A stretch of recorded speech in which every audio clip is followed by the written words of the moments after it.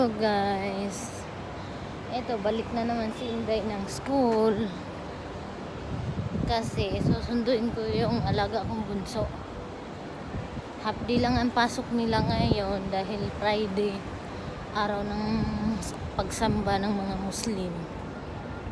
Kaya tuwing Friday hanggang tanghali lang pasok nila. Yung bunso lang ang ano ko kasi mas maaga yung labas niya kaysa dalawang alaga ko. Dalawa, may carlips lang susundo sa kanila. Ito, balik na naman si Inday sa school. Hindi ako nakapaglinis ng bahay ngayon kasi pagkahatid ko sa kanila kanina, pumunta akong Madinat Zayed. Pagkagaling ko Madinat Zayed, nagsampay ako ng linabhang undamit. Tapos nagluto, yun lang nagawa ko. Hindi na ako nakalinis na nakapagwalis o nakapag-vacuum o lampason ng bahay. Mamaya na lang kung may time. Pag wala di sa linggo na.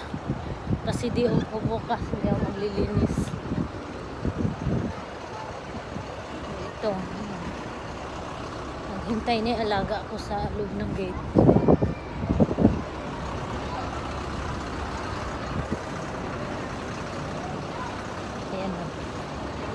Ayan na sila sa loob.